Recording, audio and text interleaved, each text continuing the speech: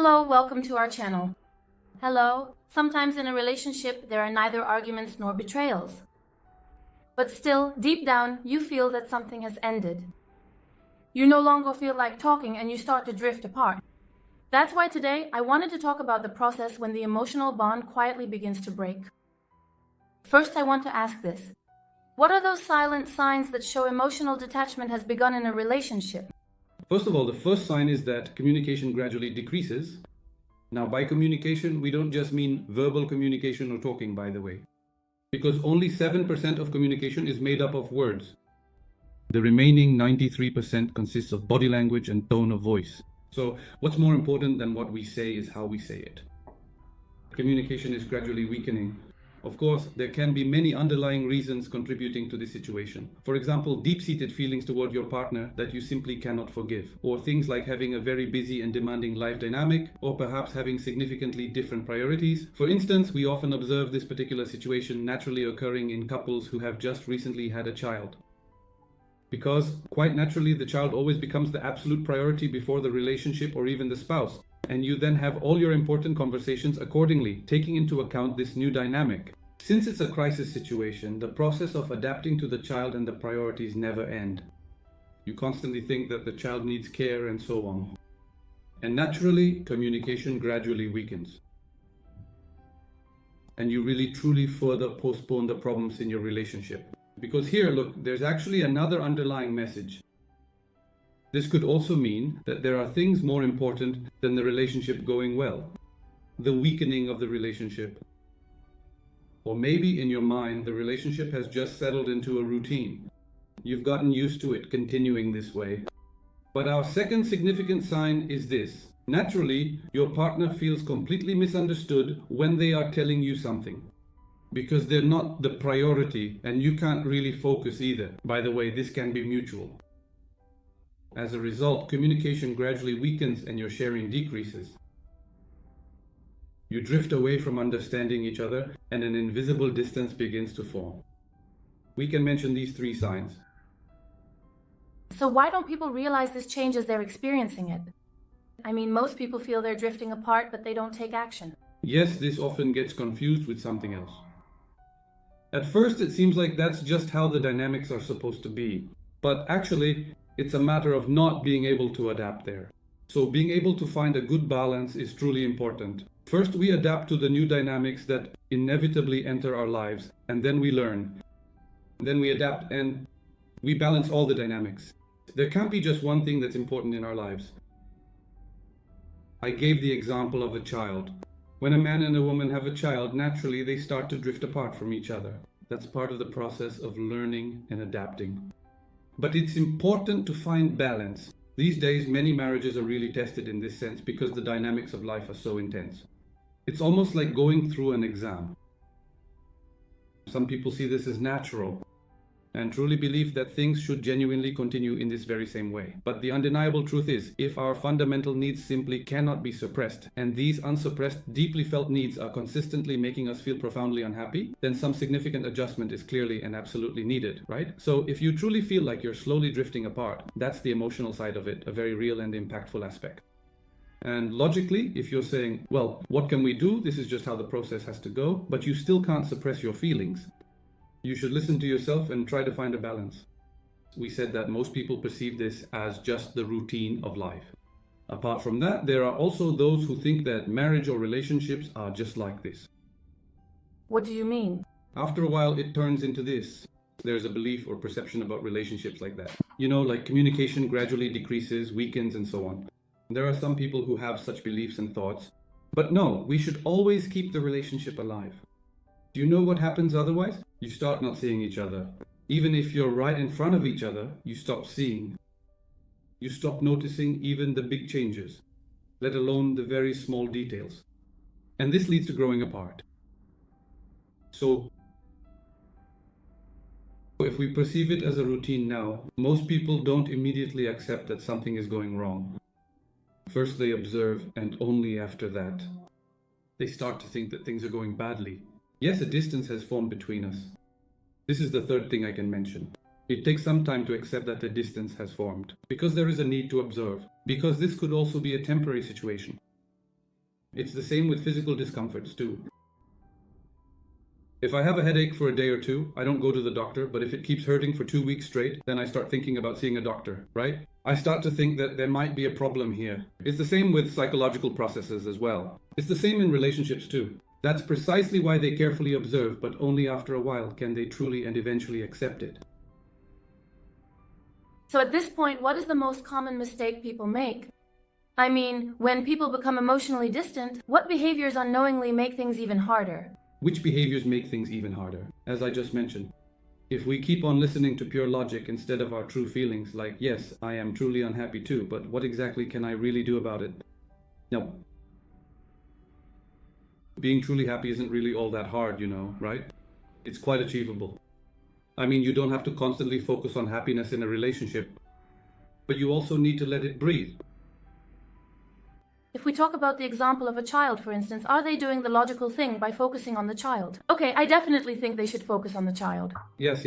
But how should they avoid neglecting each other because of the situation? So, I mean, from the perspective of both the man and the woman in terms of their behaviors, can you give some simple examples of what they could do? Nowadays, there are so many opportunities. We always have our phones in our hands. Yes. As men, for example, instead of spending 20 unproductive minutes scrolling through social media, we could readily use that valuable time to thoughtfully order beautiful flowers for our beloved spouse, or, I don't know, perhaps buy a thoughtful gift. Or, from a woman's perspective, I don't know, after all the daily routines of the entire day are completely done and the little child is finally asleep, we could certainly take a pleasant 15 to 20 minute break, perhaps make some freshly brewed coffee, or maybe thoughtfully pour a relaxing glass of fine wine. Preparing some delightful drinks, or perhaps a beautifully arranged fruit platter and just having a truly meaningful half-hour conversation. These are actually the simple things that relationships really need. I mean, the logical side of things is perfectly fine, that's absolutely true, but we can certainly tolerate at least half an hour of lost sleep. I mean, if we're just going to go to sleep right away, or actually, we don't even really do that. Now, when I look around, I see everyone is focused on emptying minds. How do we do this? Screen, screen, screen. By the way, these were just examples. Okay? I mean, it can really be done with things this quite simple even. Perhaps you can take a slightly longer route, or you can simply order online. There are indeed plenty of convenient apps available for this purpose too. So, I ordered your favorite dessert for you. I got a cake and so on. You're really talking about just these small gestures. Of course. Don't look for it in such big things. Focus more on the emotional side.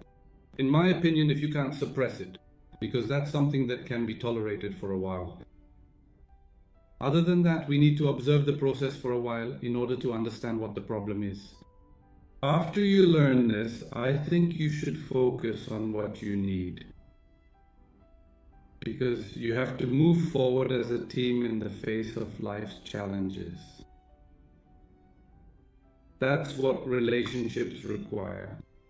Being married or in a relationship requires this. I mean, in difficult times, you need to support each other. Naturally, you have to keep the relationship strong. Whatever can be done for that. I mean, it's not that hard, really. For example, ask how their day was. Was there anything you could do for them? Even thoughtful questions like these can truly help strengthen the relationship. So, yes, I completely understand this at least. People absolutely need to make time for themselves. But again, you need to find a balance here. I mean, yes, yourself. You can't neglect yourself for a long time. You can't neglect your child either. You can't neglect your other responsibilities in life either. You can't neglect your problems either. You can't neglect your relationship either. Your father, you say it. Your father explained it in our video. Flirting shouldn't end in marriage. Yes. Actually, when flirting doesn't end, I felt like this situation doesn't really happen as much. So, we have to balance these things in our lives. When we bring new phases into our lives, let's keep this in mind. These are the biggest mistakes people make. Focusing too much on logic and ignoring our feelings. We shouldn't disregard our feelings, because we're not in extraordinary circumstances that would require us to ignore our feelings. I mean, if we were in the middle of a battlefield, okay, then you might find yourself upset about something like, it's so hot, I really miss eating ice cream. In that context, it's unnecessary. But when we have the means at our disposal, we can do these things, can't we? We're not in extraordinary circumstances. I mean, look, are you aware of that? In many of the videos we've made, we mentioned that happiness, or simply breathing, in a spiritual sense, isn't actually that difficult. So is it possible to turn the process around in a relationship where emotional distance has started to grow? Of course it's possible. How are we going to do that? First, we need to diagnose the situation. We'll learn and discover. What do we need? Why are we growing emotionally distant from each other? Why has there been a gap between us? It's not hard to understand these things. Let's put communication aside for a moment. Like the way you respond to each other, the way you listen, and so on. You need to pay attention to these things, to be careful about them. So first of all, we need to accept it. Of course, that there is a problem, that I'm not as close as I used to be. It's not really a problem. Maybe a different dynamic has entered your life, or relationships are constantly being tested anyway. At the beginning, people who have just started flirting are excited and happy because they're discovering each other and a new color has entered their lives. They experience the happiness, excitement, and pleasure of that discovery. But when the other person feels there's nothing left to discover, or when the relationship falls into a certain routine, while routines can be safe, they're also a trap. Why? Because our emotions truly need to have their natural ups and downs for us to genuinely feel completely alive and engaged. Very stable emotions don't make us feel alive. They make us feel very safe and secure, but if we're not truly excited, not really scared, not genuinely happy emotionally, after a while we stop feeling alive. In class, they also tell us that without opposites, we can't appreciate the value of things.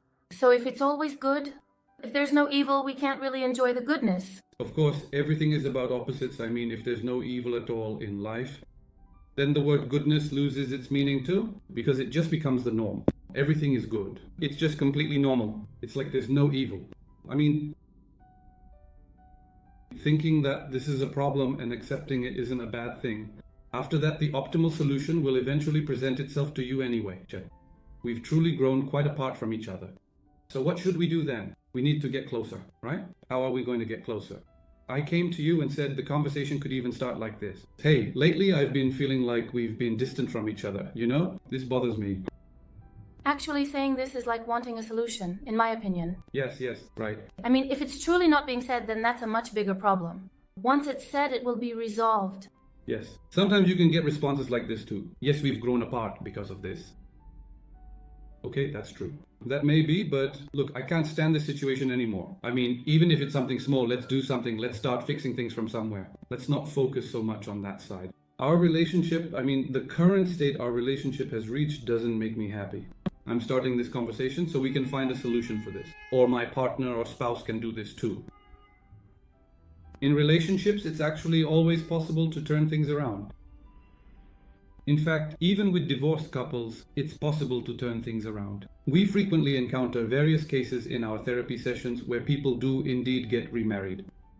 And as a therapist, it's actually a really sweet and touching thing. But simply, if we focus on solutions, first we need to become aware. Why did our relationship truly end up like this, in this manner? So why did we lose our emotional connection? Why did we grow distant from each other? We need to identify this. What is the difference? What do we need? By adapting, of course, we can restore this solution. In fact, we end up building an even stronger relationship. That's how it is. Today I clarified how emotional disconnection starts in a relationship and how reconnection can be established. Any other issue? Those were all my questions. Yes. Today I clarified how emotional disconnection starts in a relationship and how reconnection can be established. Thank you. I hope you are satisfied. I mean, all relationships are tested. Emotional disconnection, sometimes distancing, can also happen on its own. If this isn't kept under control, it turns into a process that damages the relationship. It's important to pay attention to this. What I understand clearly is that things don't go well, and they don't go badly. Ups and downs. Yes. If you like our content, you can support us by subscribing to our channel and hitting the like button. And of course, by commenting. Yes, your comments are very valuable to us. We want to interact with you throughout the process. See you in the next video. See you.